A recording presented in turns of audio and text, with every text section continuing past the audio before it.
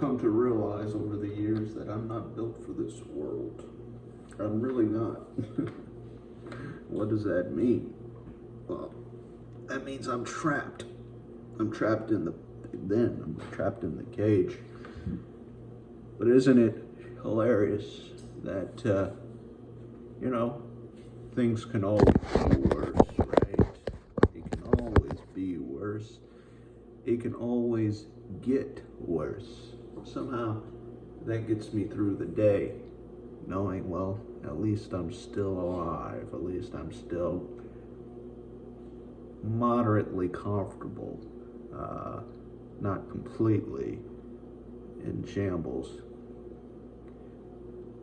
not under the rubble, not running from my life, moderately comfortable for this, at least this period of time.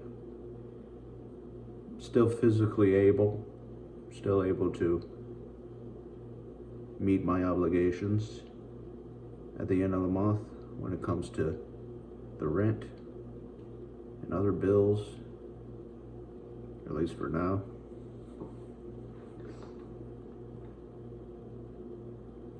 But I realize I'm not really built for this world. What I mean by that, I mean, majority of people, they don't think about thinking, right? They just carry on with their little existence and live in the moment, live in the present. How many times have I been told that? You just gotta live in the present. You just gotta go with the flow. Get out of your head, right?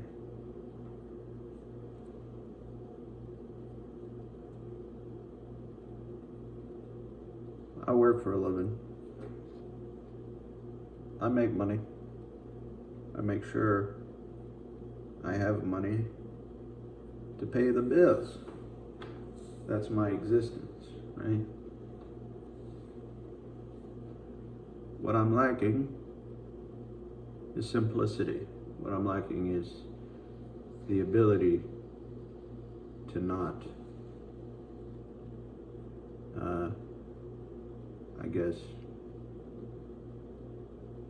skirt on the surface of existence. I'm always down in the muck. I'm always down in the depths, the darkest depths of our human condition. And I can't help but to notice and see what's actually going on in the matrix once you take the red pill and you see how fucked we actually are as a species. And knowing what's on the horizon, knowing what's coming, it's hard to enjoy these moments where shit hasn't completely hit the fan yet. But I wonder, when shit actually hits the fan, which it will people be ready? Will people be ready? Or will they turn into me? Someone who's been researching this and seeing it before it came. Will I suddenly be in a better position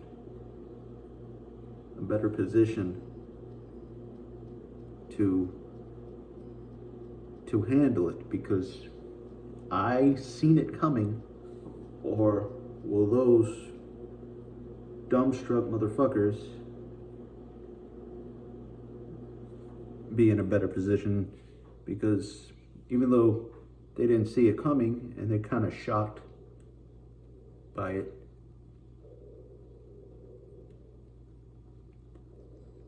they still don't think deeply enough about it to fully comprehend what the fuck is actually going on here. And before gets to the end, which it will, there will always be this optimism bias where people are optimistic about the future. You think of the Jews in the concentration camps during Nazi Germany, or way back in the medieval age, the torture chambers, when the draconian forces of the world were more medieval. They still exist today. These draconian forces, medieval forces, they still exist today. When people of a certain creed or a certain race, a hated people like the citizens of America, detested and hated for generations. In these bygone medieval era, were conquered, and many of them captured, many of them living on the rest of their days in torture chambers with very creative devices to inflict the most hideous, painful tortures that human beings can imagine,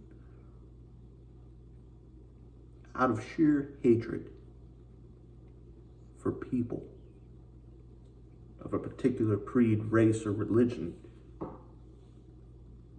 whatever draconian force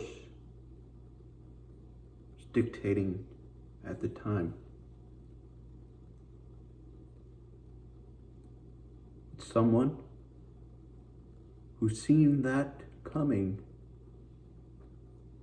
be more amped to endure it versus someone who is completely cut off guard by it.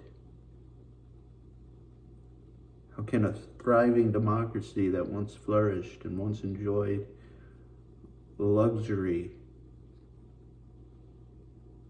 of a nation on top suddenly collapse to a nation at the bottom?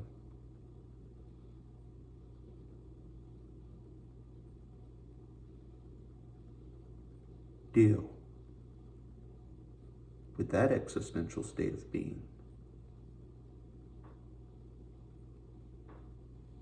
Maybe the pessimist, the cynic, the doomer, the one who always knew this state of existence is just a matter of time. It's right over the horizon, and one day we're going to get it.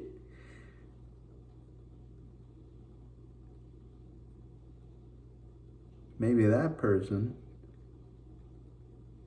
is prepared. His whole life has been torturous. Maybe not torture in the sense of physical torment, but a mental torment of the mind, a mental existential torment of the mind, that we are fucked. Just a mental preparation, hoping that death, the sweet release of death, will come before the capture, before the torture, before the poverty, before the what so many other human beings on this planet still today are subjected to and have to experience from our own hands, from our own governments. What we put other people through can and will turn back on us. It's just a matter of time. So enjoy whatever luxury, whatever fun, whatever existence that you're enjoying right now, enjoy it while you still can. But I'm telling you right now, it is limited. It may not happen in our lifetime, it may not happen in our kids' lifetime or our grandkids' lifetime, but it will happen surely. The pendulum will swing the other direction.